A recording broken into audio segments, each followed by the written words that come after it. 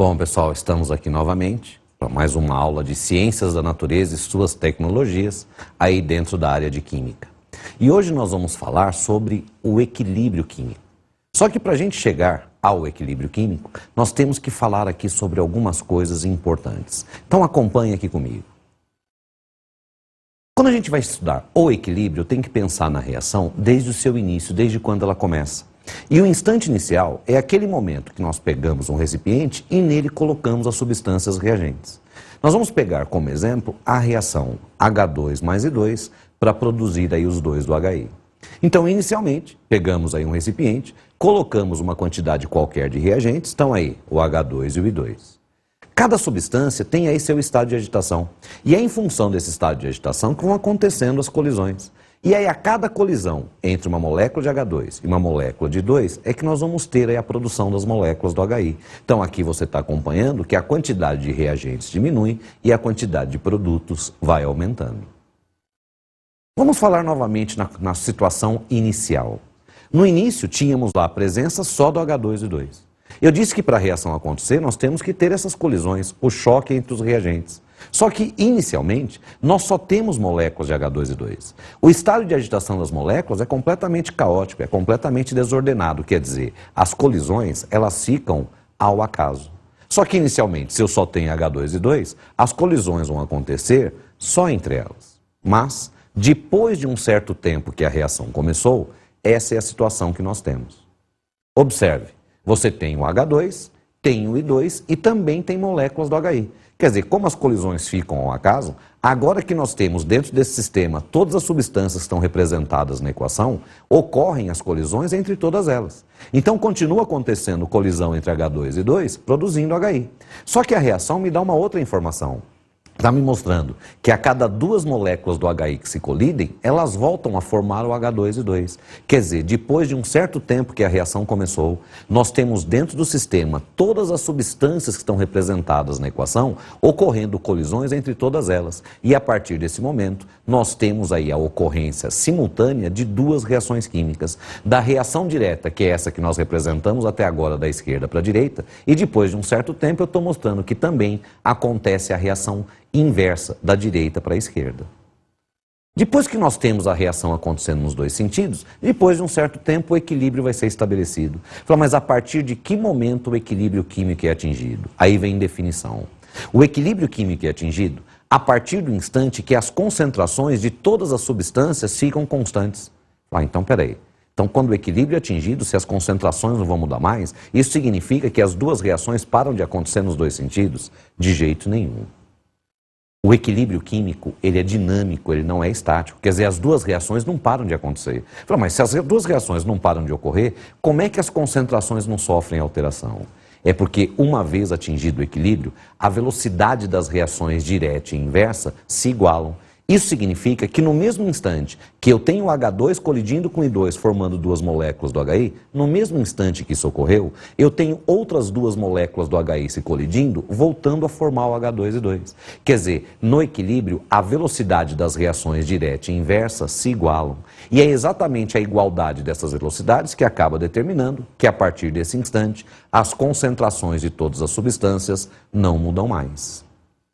Aqui dentro da química, para cada temperatura, nós temos uma história diferente. Quer dizer, uma mesma reação química tem comportamento diferente dependendo da temperatura que ela se encontra. É isso que nos força a ter que estudar uma mesma reação em várias temperaturas, que é para a gente conseguir identificar qual é a temperatura mais adequada para trabalhar com ela. E aí, vão acompanhar a construção de dois gráficos. Vamos imaginar essa reação que nós pegamos como exemplo, H2 mais I2 produzindo os dois do HI. Nós temos aí a concentração em função do tempo. No início da reação, temos uma concentração qualquer só de reagentes. E quando eu começo a reação, nada de produto. Conforme o tempo vai passando, a concentração de reagentes diminui, a concentração de produto vai aumentando. Só que essas variações acontecem só até o equilíbrio, né? Porque a partir desse instante, a concentração vai ficar constante. Vamos imaginar isso acontecendo numa temperatura hipotética X graus Celsius. Agora vamos pensar na mesma reação, só que numa outra temperatura Y graus Celsius.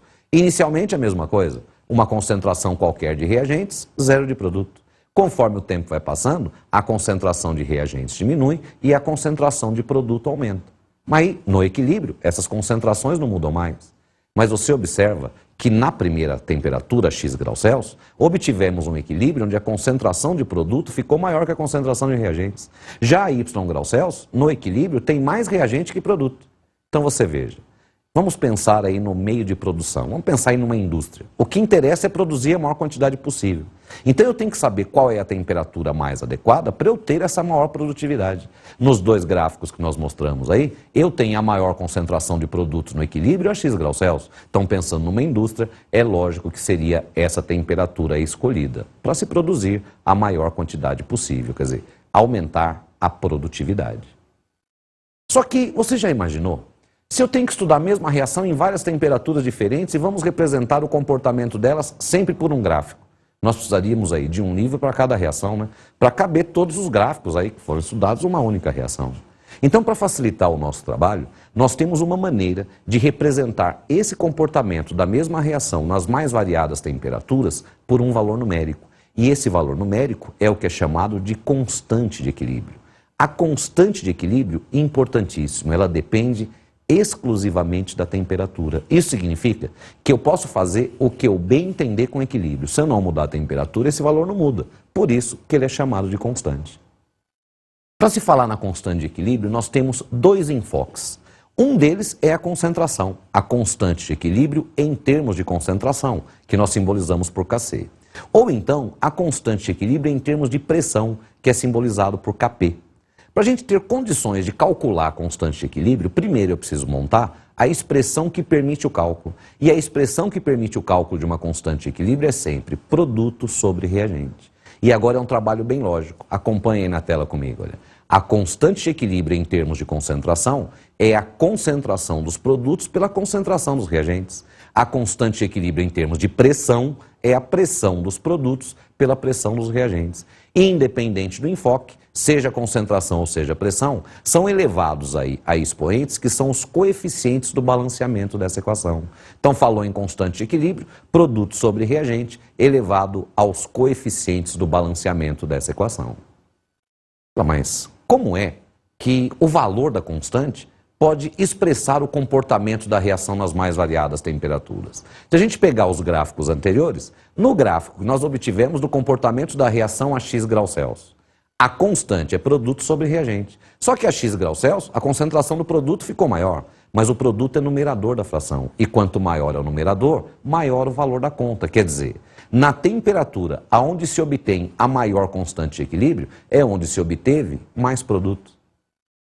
Agora, no segundo gráfico, a Y graus Celsius, nós temos uma concentração de reagente superior do produto. Só que o reagente é denominador dessa fração. E quanto maior é o denominador, menor é o valor da constante. Ou seja, na temperatura aonde se obtém as menores constantes de equilíbrio, é onde nós temos mais reagentes. Então, importante. Quando eu tenho um equilíbrio químico, e a representação é feita aí pelas duas setas, já está determinado que eu tenho dentro do sistema onde ele está ocorrendo a presença de todas as substâncias que estão representadas na equação. E aí eu posso ter mais produto como eu posso ter mais reagente. Se tiver mais produto, é na temperatura onde a constante de equilíbrio é mais alta. Se tiver mais reagente, é na temperatura onde a constante de equilíbrio é mais baixa. Então quando se fala, quando ele oferece para você a constante de equilíbrio, a única interpretação que ele me oferece é essa. Maior constante, mais produto, menor constante, mais reagentes.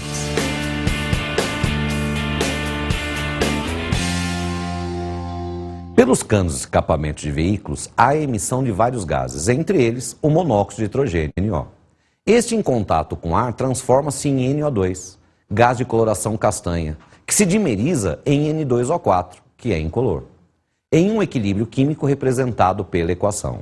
Então está aí 2 do NO2 gasoso em equilíbrio com N2O4 também gasoso.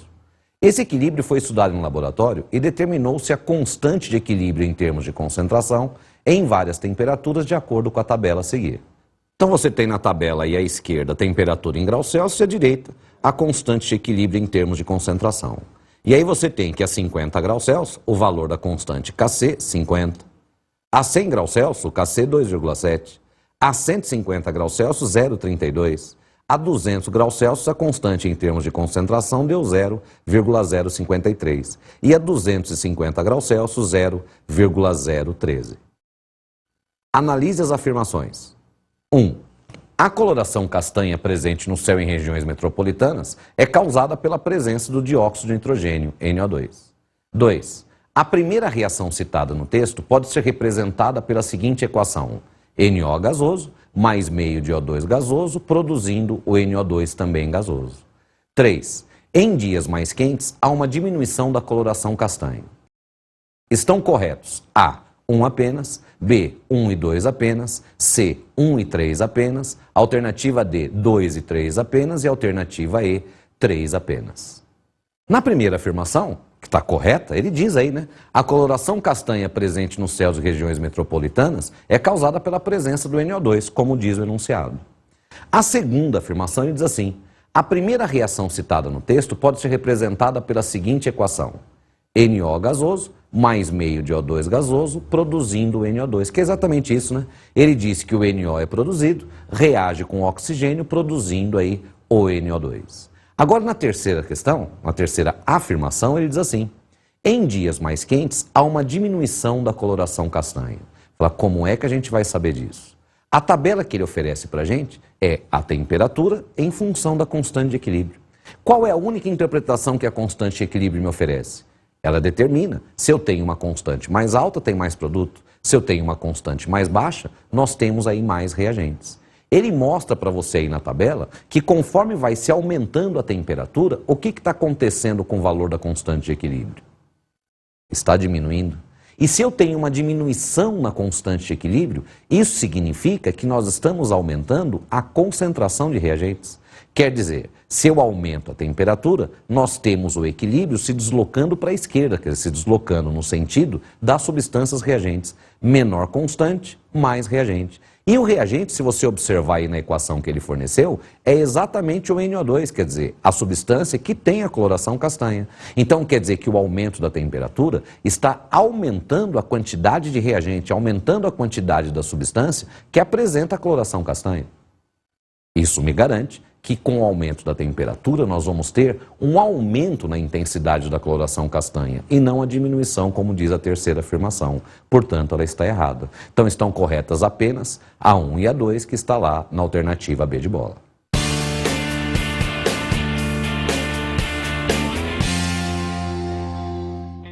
Para a gente resolver a questão número 2, há necessidade de alguns conceitos importantíssimos do equilíbrio químico.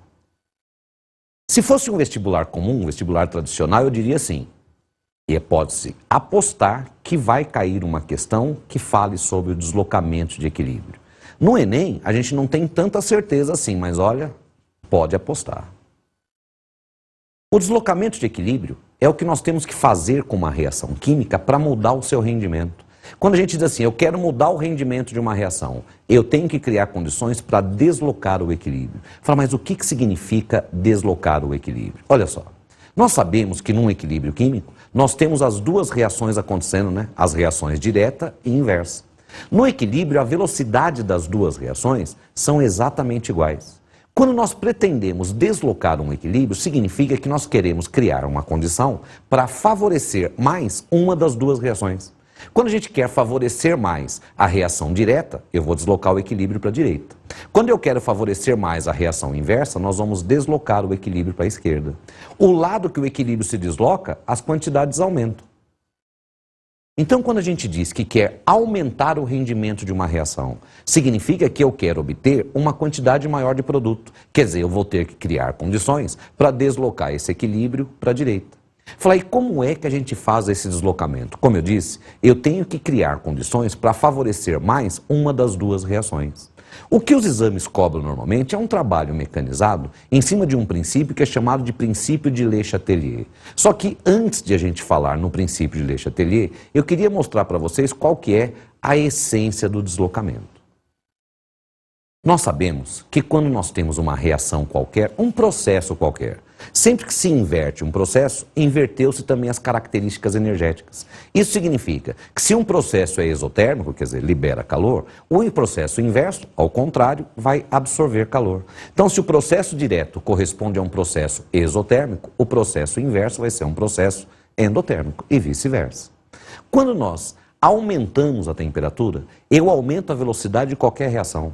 Então, se eu tenho uma reação em equilíbrio, forneci calor, aumentei a temperatura, eu aumento a velocidade das duas reações, da reação endo e da reação exotérmica. Agora é a lógica. Quando eu estou fornecendo calor, eu estou favorecendo mais a reação que absorve ou a reação que libera?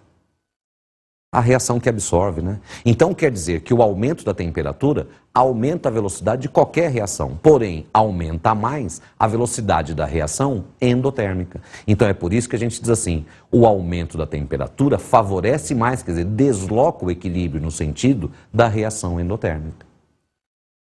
Então, a rigor, para a gente saber para onde é que um equilíbrio vai ser deslocado, nós teríamos que identificar com aquela alteração o que aconteceu com a velocidade da reação direta e o que aconteceu com a velocidade da reação inversa. Aonde eu tive um aumento maior na velocidade, quer dizer, qual das duas reações foi mais favorecida, é para onde esse equilíbrio vai ser deslocado. Quer dizer, onde eu vou estar favorecendo a formação daqueles compostos. Mas como eu disse, o exame cobra da gente um trabalho mecanizado que é em cima de um princípio, que é o princípio de Le Chatelier. E o Le Chatelier, no enunciado de seu princípio, diz que qualquer alteração que eu promova num equilíbrio, esse equilíbrio vai se deslocar no sentido de amenizar, quer dizer, de compensar a alteração feita. Vamos voltar novamente à temperatura para chegar à mesma conclusão em cima desse enunciado. Quando eu estou aumentando a temperatura, eu estou fornecendo calor para o sistema.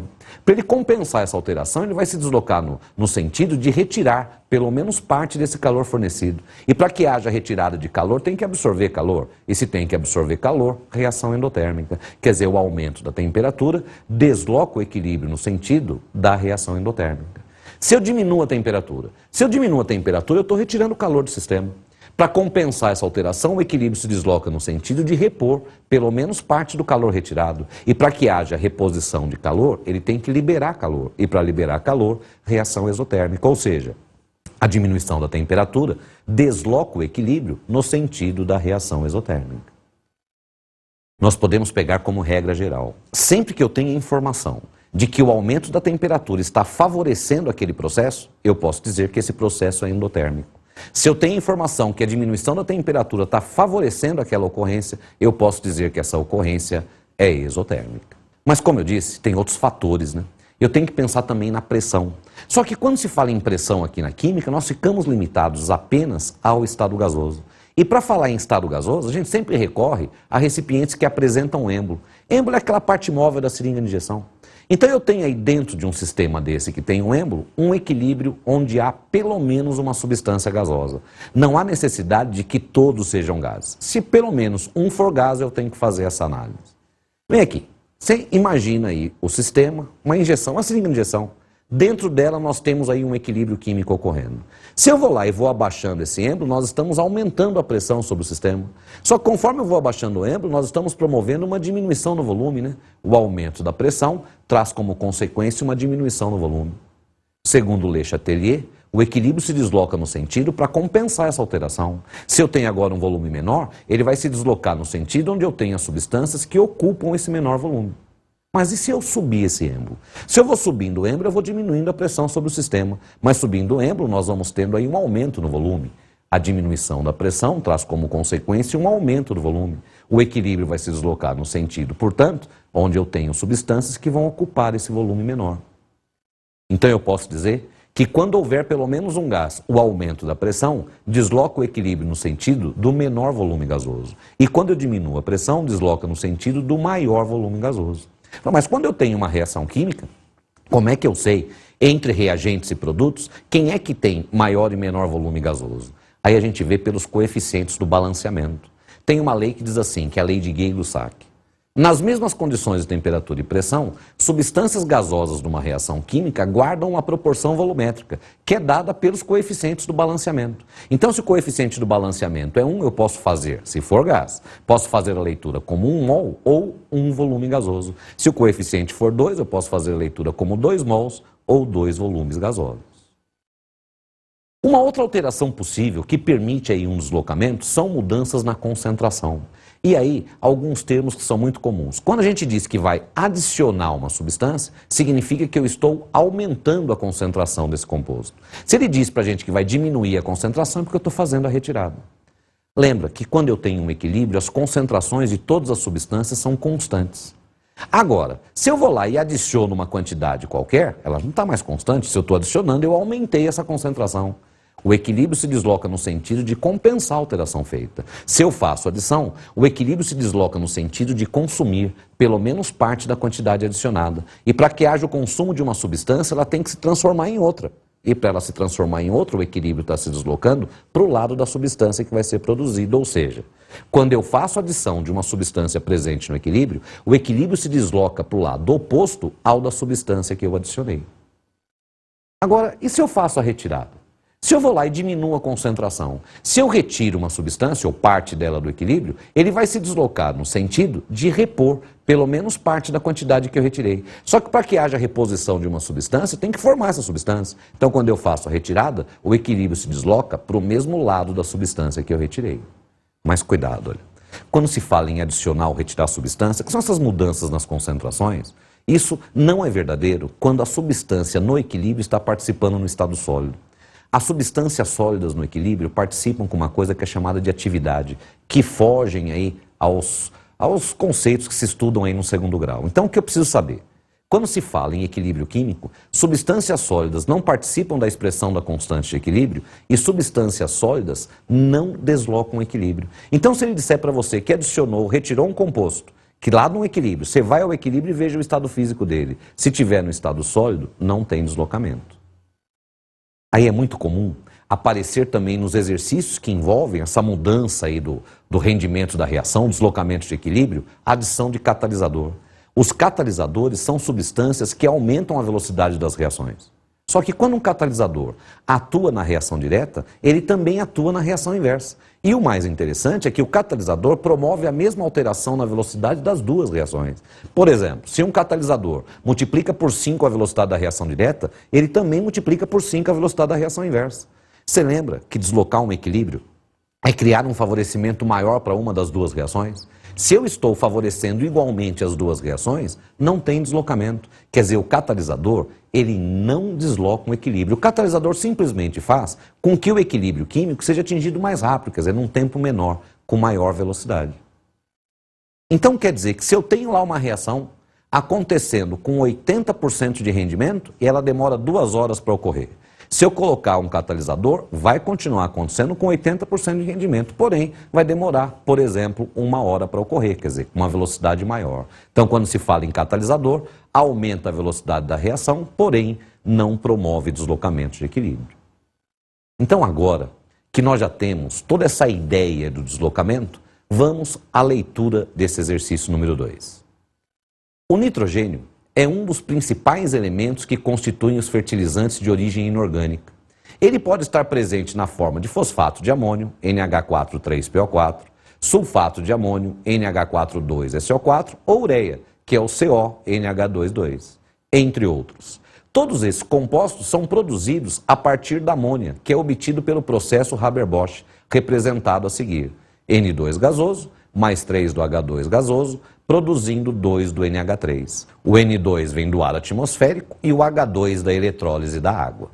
Essa reação, classificada por muitos como a maior descoberta do século XX, pois ela viabilizou a grande produção de alimentos que temos no mundo hoje.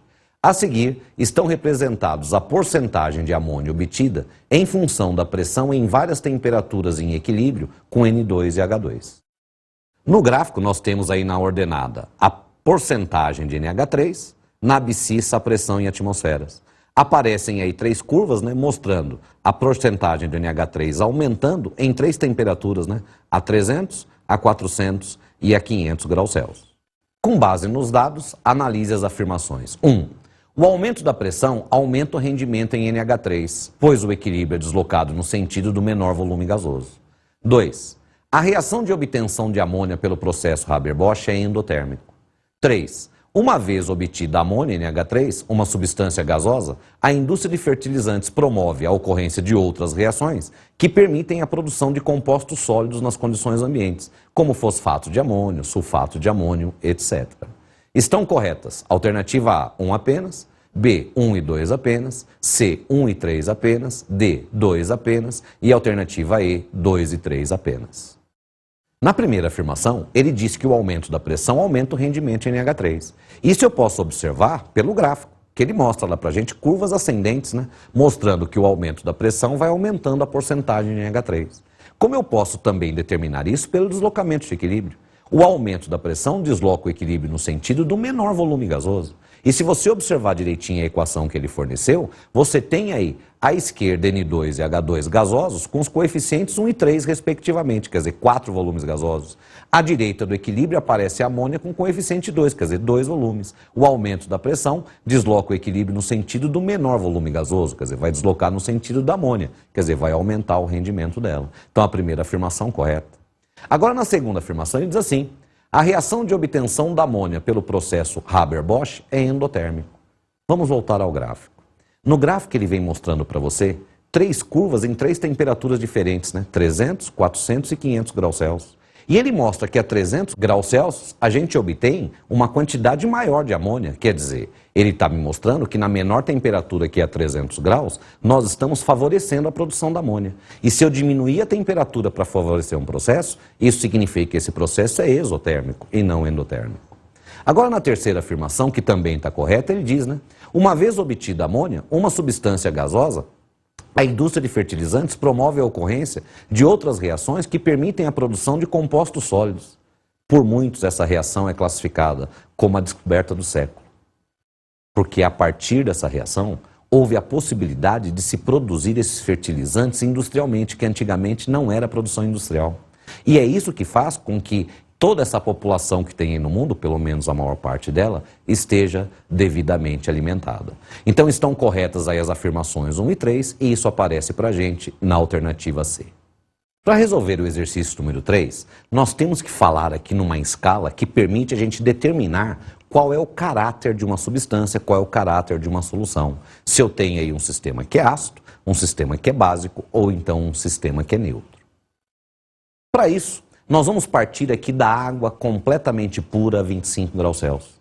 E na água pura 25 graus, nós temos uma concentração de H+, igual a 10 a menos 7 mols por litro. Olha só, eu tenho aí 10 a menos 7 mols por litro do H+, e 10 a menos 7 mols por litro do OH-. O H+ determina uma solução ácida. O excesso do OH- determina uma solução básica. Agora, quando as concentrações de H+ e OH- estão iguaizinhas, aí nós temos um sistema que é neutro. Então, se a 25 graus Celsius, a concentração do H+ é 10 a menos 7 e a concentração do OH- também é 10 a menos 7, nós temos aí concentrações iguais desses dois íons, o que determina aí pra gente uma neutralidade. Agora, se eu chegar na água pura e começar a adicionar H+. Bom, se eu for adicionando H+, é lógico que essa concentração aí ela vai aumentar, não é mesmo? E se a concentração de H+ vai aumentar de 10 a menos 7, ela vai passar 10 a menos 6. Se eu continuar adicionando, vai passar 10 a menos 5, vai chegar a 10 a menos 4, vira 10 a menos 3, isso vai embora. E vai chegar até 10 elevado a 0, que é 1. Isso poderia ir embora, 10 à primeira, 10 ao quadrado, 10 à terceira, só que a nossa escala para aí em 10 elevado a 0.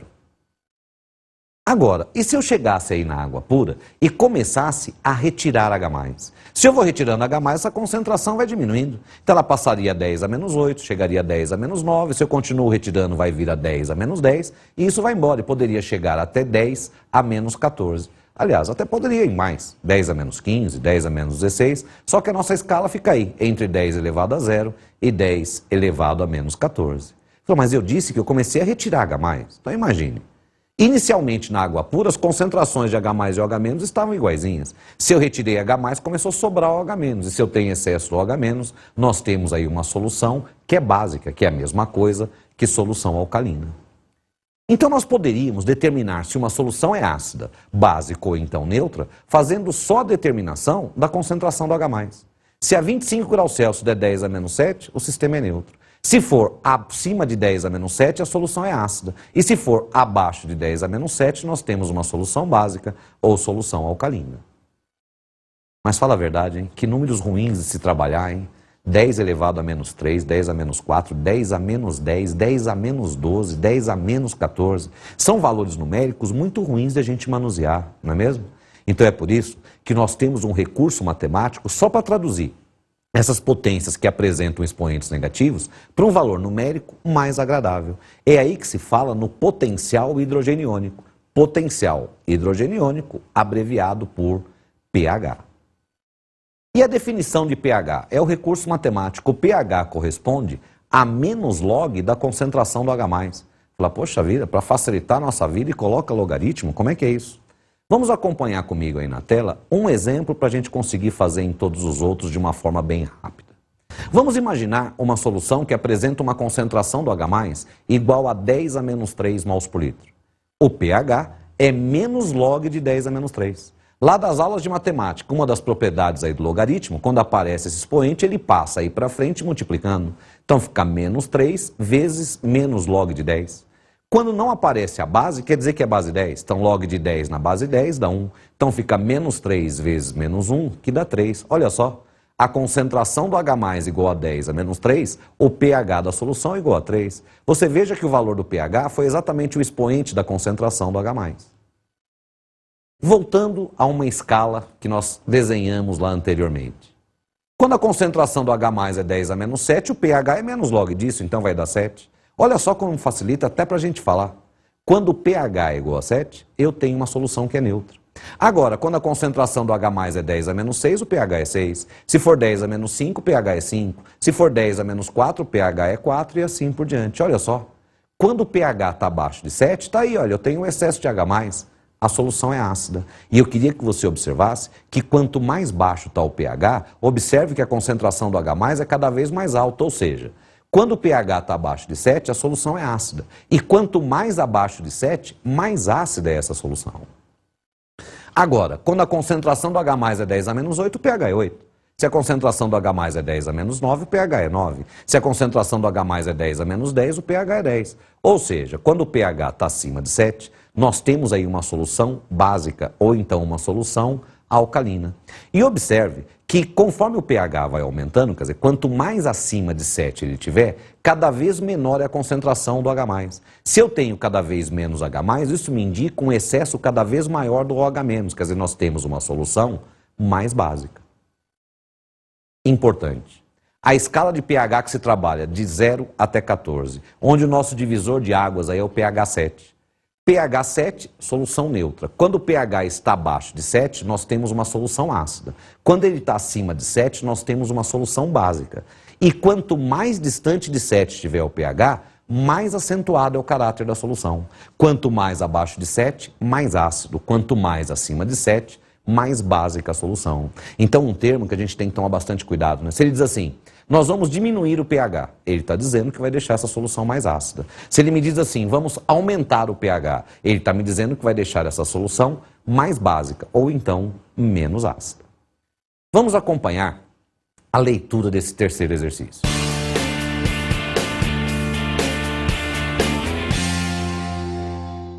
Dados os seguintes sistemas a 25 graus Celsius. 1. Água com gás. A concentração do H+ é de 10 a menos 4 mols por litro. 2. Café preparado. A concentração do H+ é de 10 a menos 5 mols por litro. No leite, a concentração do H+ é 10 elevado a menos 6,5 mols por litro. No 4, a solução de bicarbonato de sódio, NaHCO3, a concentração do H+ é de 10 a menos 8 mols por litro. E no 5, temos aí a água de lavadeira, solução de hipoclorito de sódio, que é o NaClO, a concentração do H+ é de 10 a menos 10 mols por litro. Assinale a alternativa incorreta em relação a esses 5 sistemas. Na alternativa A, os sistemas 1, 2 e 3 são ácidos. B, o leite é o mais próximo da neutralidade. Alternativa C, o sistema água com gás é o mais ácido. Alternativa D, misturando volumes iguais de café e leite, obtemos uma solução ácida. Alternativa E, a solução de bicarbonato de sódio, que é o NaHCO3, é a única com um caráter básico. O primeiro sistema fala que nós temos lá água com gás, onde a concentração do H+ é 10 a menos 4 mols por litro. Ah, mas o pH é menos log disso, então na água com gás o pH é igual a 4. No café preparado, a concentração do H+ é 10 a menos 5, logo pH 5. No leite, a concentração do H+ é 10 elevado a menos 6,5, então o pH é menos log disso, vai dar igual a 6,5. A solução de bicarbonato de sódio, a concentração do H+ é 10 a menos 8, então o pH é igual a 8. E a solução número 4 é a água de lavadeira, que ele diz que a concentração do H+ é 10 a menos 10, portanto o pH é igual a 10. A água com gás tem pH 4. O café preparado tem pH 5. O leite tem pH 6,5. Os três estão abaixo de 7, então nós temos os três primeiros sistemas sendo soluções ácidas. Então a alternativa A está correta, mas cuidado, que ele quer saber a alternativa incorreta. O leite tem o pH igual a 6,5. Ele está bem próximo de 7, né? Aliás, de todas as soluções que vieram, quem tem o pH mais próximo de 7 é exatamente o leite. Então ele está mais próximo da neutralidade. Então a alternativa B também está correta. A água com gás tem o pH 4. E de todos os sistemas que vieram dados, é o menor pH. E lembra, quanto menor o pH, mais ácida a solução. Então quer dizer que a água com gás é o mais ácido. Portanto, a alternativa C também está correta. O café tem o pH igual a 5. O leite tem o pH igual a 6,5. As duas soluções são ácidas. Então, quando nós fazemos o saboroso café com leite, estamos misturando aí dois sistemas que são ácidos. Então, é lógico que a mistura obtida também é uma solução ácida. Então, a alternativa D também está correta. A solução de bicarbonato de sódio tem pH 8. A solução de hipoclorito de sódio, que é a água de lavadeira, tem pH 10. Ambas estão acima de 7, então as duas soluções são soluções básicas. A da água de lavadeira é uma solução mais básica, mas as duas são básicas. O que faz com que a alternativa E seja a incorreta, né? Que ele diz que a única solução básica seria do bicarbonato de sódio. Bom, pessoal, por hoje é só. Até uma próxima e sucesso a todos.